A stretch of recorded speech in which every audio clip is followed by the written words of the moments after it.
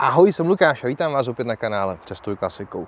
Na kanále, kde se primárně věnujeme starým autům, obchodu s nima, prací na nich, dílům a tak dále a tak dále. Všechno starý železo. Vy, kdo mě sledujete další dobu, víte ostatně tohle video a myslím, že možná ještě tohle a tohle a tohle. Ano, ve světě Cestuj klasikou, ve skladech Cestuj klasikou byl favorit pickup, což je na dnešní dobu už relativně vzácné auto.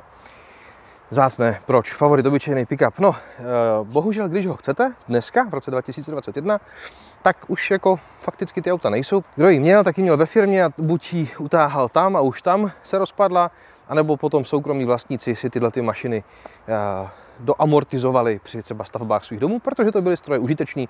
Je to podobný princip jako třeba u Formanů. Favoritů krátkých je spousta, hezkých relativně v trhu. Formanů už méně, protože zase institut užitečné mašiny, tak ten stroj pracoval, dokud mu drželi kolečka pohromadě. Víte, že jsem měl modrého favorita pickup. Víte, že změnil majitele, ano, to vozidlo se prodalo a skoro rok a kousek o něm nebylo slyšet. Teď už o něm slyšet je nebo bude. Aktuálně totiž vypadá zrovna takhle. A to je malinko jinak než takhle nebo takhle, když přijel sem za Kubou Nohelem. A není to důvod k zármutku, naopak je to důvod k radosti, protože tenhle ten favorit pickup prochází na přání klienta a majitele znovu zrozením. A dnešní video bude první ze série videí o renovaci tohohle vozu, ve kterém si budeme postupně ukazovat průběhy prací a pak samozřejmě i ten výsledek. A dneska je to etapa, fakticky říkáme první, to vozidlo, jak vidíte, prošlo demontáží. To vozidlo už je i částečně rozřezaný, protože se chystá na pískování a ano, i proto, aby se to udělalo pořádně, tak je potřeba do toho drobně zasáhnout. A já vám chci dneska prozradit jednak myšlenkovou mapu pana majitele nebo naznačit, ukázat vám, kam se Kuba zatím s tím vozem dostal, ale hlavně, přátelé, se vám chci do jisté míry pochlubit a současně vás požádat obrovským způsobem o pomoc. To, co totiž tady už za mnou, to, co tady vidíte, tak jsou totiž za mě obrovský úspěchy. A možná, když se takhle na tu baterii plechových věcí položených na foštách na zemi podíváte, tak si možná mnozí z vás řeknou, proč mluvím o nějakých úspěších, když se bavíme o de facto obyčejném autě a nějakých jako karosářských dílech, který vlastně do jisté míry patří na obyčejné auto. No jo, jenže je to favorit pickup, těch je fakt málo už dneska. A jak bylo málo těch aut i reálně vyrobených, tak je i úplně stejně málo náhradních dílů, kterých potřebujete při renovaci takovéhohle vozu. A za mě jeden z největších úspěchů, co tady na té zemi je takhle vyskládaný do výstavky, je, přátelé, tohle. Tahleta celá paráda. Je to spolujezdcův, ano, tam na to auto takhle patří, nebo tenhle ten díl bude za několik týdnů tamhle, tak na tom autě. Je to spolujezdcův vnější pickupácký blatník. A ta obrovská pomoc, a začnu tím hned tohohle videa, nám se povedlo koupit pravý. Za chvilku, až se budeme bavit víc o karoserii, tak vám vysvětlím, proč je nezbytný i ten levý. Nám se povedlo koupit pravý, ale ten levý, to znamená šoférovu stranu, tak ten se bohužel zatím ještě koupit nepovedlo a hrozně rád bych vás poprosil všechny, kdo na tohle video koukáte. A takovýhle díl, řidičovu stranu, zadní, vnější blatník, řidičova strana na favorit pickup, takhle vypadá, jenom je vlastně otočený, že jo, a nemá díru na nádrž, na hrdlo nádrže tankovací.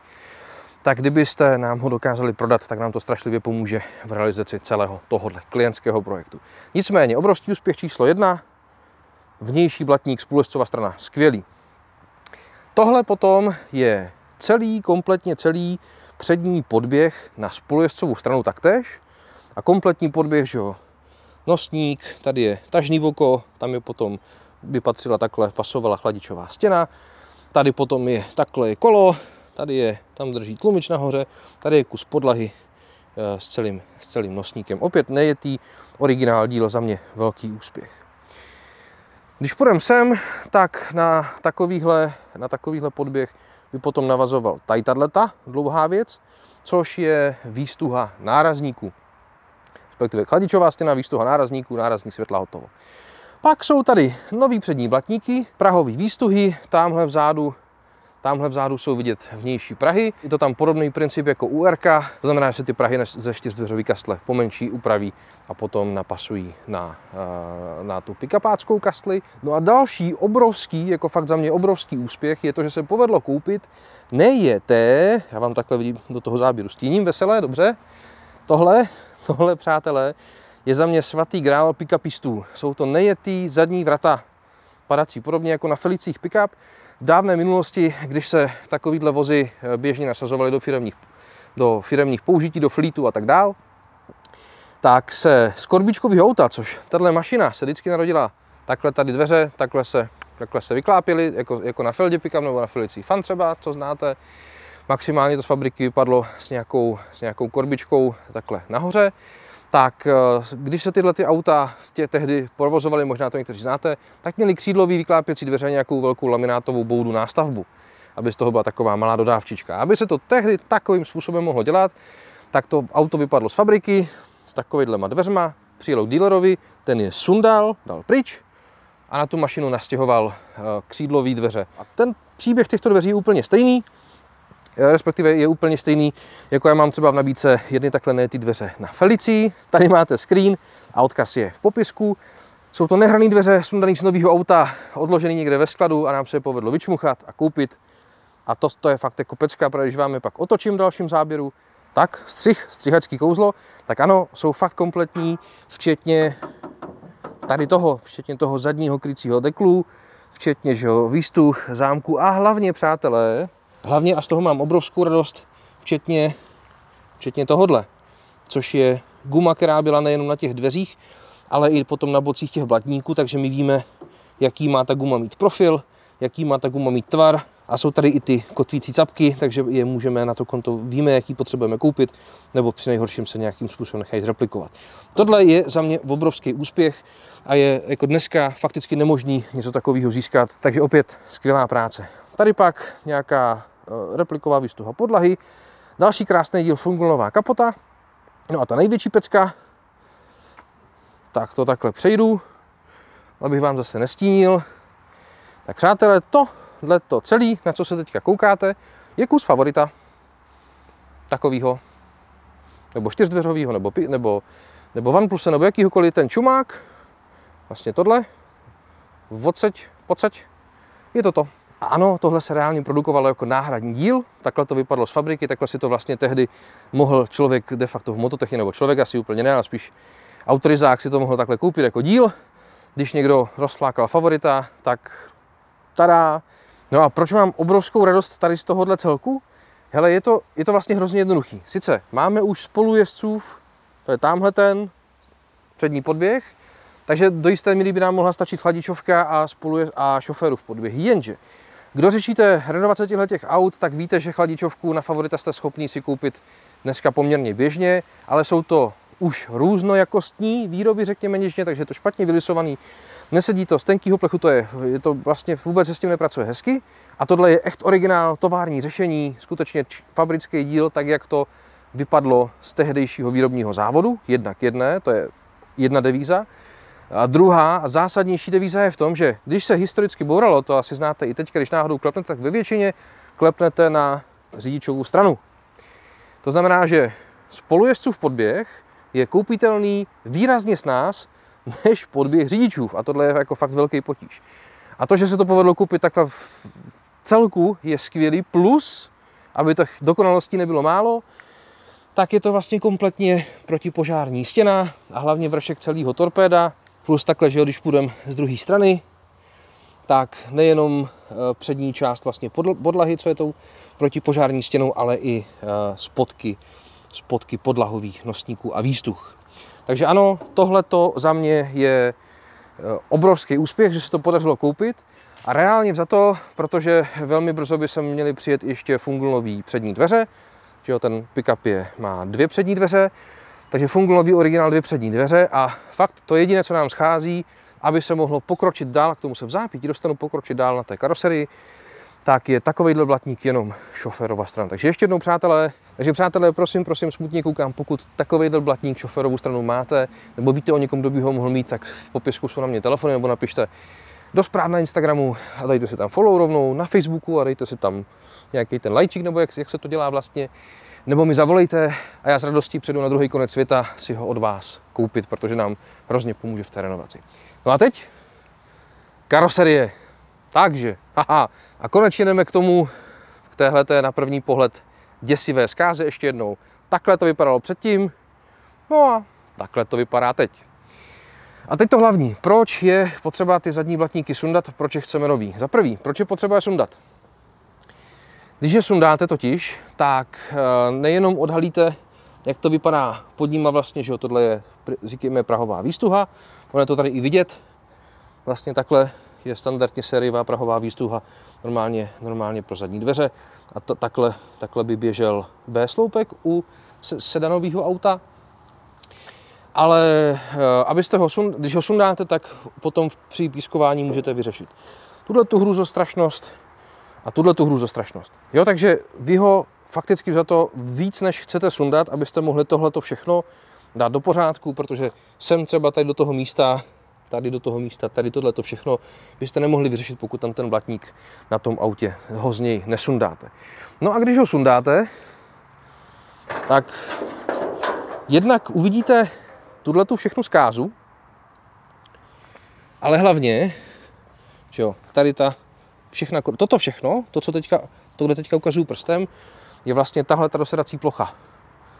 Tohle to celý. No a když já si ten blatník takhle, poprosím Kubu, ať ho podrží, ale sundat ho tak, abyste ho potom mohli zpátky použít, je u těchto vozidel fakticky nemožné. Abyste tušili, že jo, takhle to vypadá po sundání toho blatníku, a když se sem dostaneme na druhou stranu, tak ten blatník je takhle kotvený a to vlastně, že jo. Tady je rantl, tady takhle je rantl a toto je blatník a toto je ten podběh. Takhle to vypadá po sundání. No a takhle tak všude, takhle, že jo, jak to vidíte, jak já jedu tím prstem. A tohle to všechno, jedna věc, že odvrtáte ty body a druhá věc, ten blatník je potřeba potom odsekat. A tuhle tu rovinu, na tomhle místě ten blatník z té karoserie sundat tak, aby byl znovu osaditelný, je fakticky nemožné a je to jeden z důvodů, proč chceme ten blatník koupit. Tuhle tu stranu nový. Hlavně primárně proto, že ho potřebujeme sundat, protože když sundáme ten z řidičové strany, tak to předpokládáme, bude vypadat naprosto stejně jako tady a věřím, že se spolu shodneme, že tohle všechno jsou věci, které chcete řešit na autáku, který až bude dokončený, tak bude nádherný, perfektní a skvělý a žít s vědomím, že tam někde vevnitř furt je takovejhle humus, by se vám asi nechtělo. Takže přátelé, moc prosím ještě jednou, kdyby náhodou jste ho měli vidět o někom, kdo ho má, kontakty jsou na mě v popisku. Tak, no a teď, co se tady vlastně odehrálo? Znovu, takhle vypadal předtím, takhle vypadá teď. Je to celý dekompletovaný do naprosto holý karoserie a je to v podstatě připravený na písek výjima demontáže toho jednoho zadního blatníku ještě. To znamená, že to je mechanicky očištěný. Tu kastli si otočíme na bok, ukážeme si to. Teď jenom, abyste věděli, proč jsme řešili, proč mám radost z těch podběhů a z té chladičové stěny.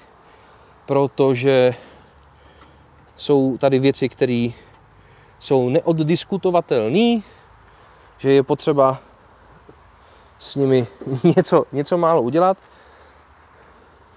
Je přesně tak, jak Kuba ukazuje, tady v těch místech to stejný, že tohle už je mechanicky očištěný ten plastizol a tady všude vidíte, jak zahlodal zub času, jo, tady na hrnci toho podběhu. Je tam takových místeček veliká spousta.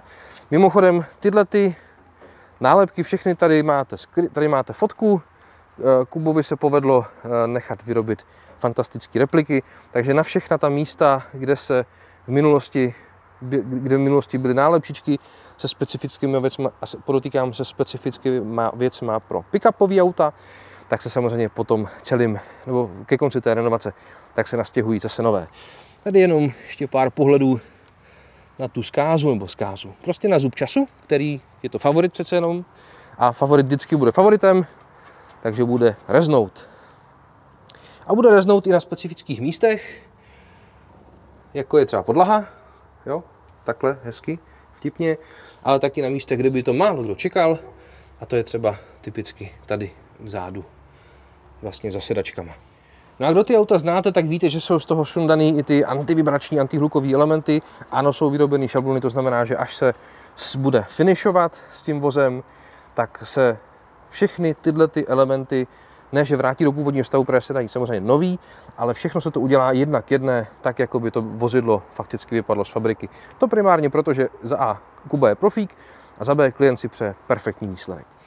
No a když se to obrátí teďka na bok, ať si to můžeme pořádně ukázat, tak mimo to, že vidíte, že tady není náprava, že tady není nádrž, motor, převodovka, kola, je to fakt holá kastle, tak už je to v první fázi čištění před karosářskou práci. První fáze je mechanické oškrábání plastizolu, tohle ano, tohle všechno je dělaný ručně, protože ta pískovačka se s tím nepopere. Tady je to ponechaný ten plastizol záměrně, protože se zatím stále počítá s tím, že se to celý bude měnit.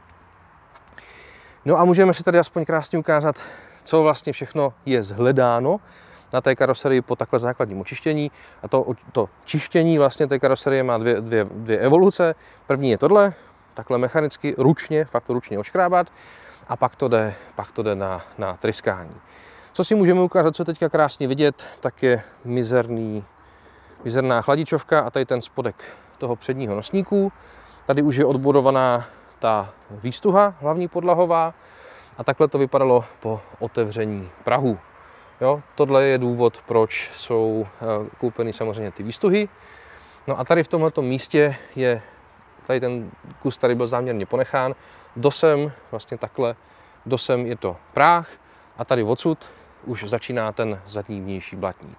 No a když ten blatník je sundaný, tak se nejenom může vyřešit tohle, respektive celá ta prahová výstuha, ale samozřejmě i ten fakticky vnitřní práh, protože tohleto celé je poškozený korozí a to je potřeba opravit. Úplně stejně vlastně vnější část vnitřního zadního podběhu. No a všechny ty místa na karoserii, který reálně, když se to auto otočilo a bylo to pod plastizolem, tak byly věci, kterých byste si naprosto nevšimli. Typicky tohle. Jo, po případě tohle. Nebo úplně stejně tak tohle to všechno. Ale proto právě se to dělá, proto právě se to čistí, proto právě se to pucuje, aby se tohle všechno mohlo odhalit, ale hlavně samozřejmě vyřešit. Protože až tohleto bude zase zpátky autem, tak to bude fakticky funglnový auto. Se vší parádou, reálně tak, jak to auto vypadlo z fabriky. Jednak jedné a možná v některých ohledech o malinko lepší, ale to se nechejte překvapit. Přátelé, díky za vaši pozornost, doufám, že vás tohleto video bavilo. Nebudu to předtáčet, tuhletu sérii, takovéhle díly z průběhu renovace tohoto vozu vám budu vydávat v podstatě na měsíční bázi na základě posloupností odváděných prací a potom, až se ten celý projekt dokončí, tak z toho zestříháme jedno takové velké, říkáme, časozběrné video.